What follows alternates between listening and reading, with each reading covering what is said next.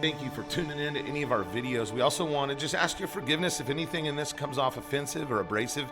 It is not our intent to cause division. What we would like you to do is enter into just a relationship as a believer with us, knowing that we're as much of a work in progress as you are, and that you would continue to pray for Nehemiah Abilene.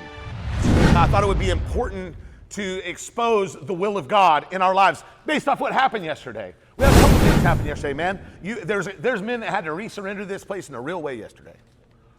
Let me die or change my life. So if that's the cry, you got to know, well, let's say this first. God is good, right? We talked about that a little bit yesterday. God is good. He is good. It takes maturity to understand and have a true revelation of how good God is. I don't know how many of you had good fathers, but I promise you, you didn't have that revelation as an adolescent. You may have loved him, but you didn't become his friend until you were an adult and you actually started doing some things in obedience. That's just what that's going to look like. And so until you're walking in true obedience, you may never know the full revelation of the goodness of God.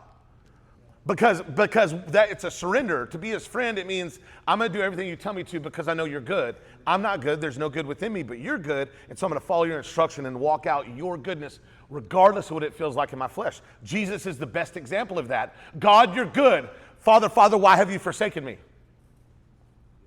Right? But he did it. He walked right up to never cried to be let down. He just felt the absence of God in that moment when God had to turn his back on sin so that it could be cursed.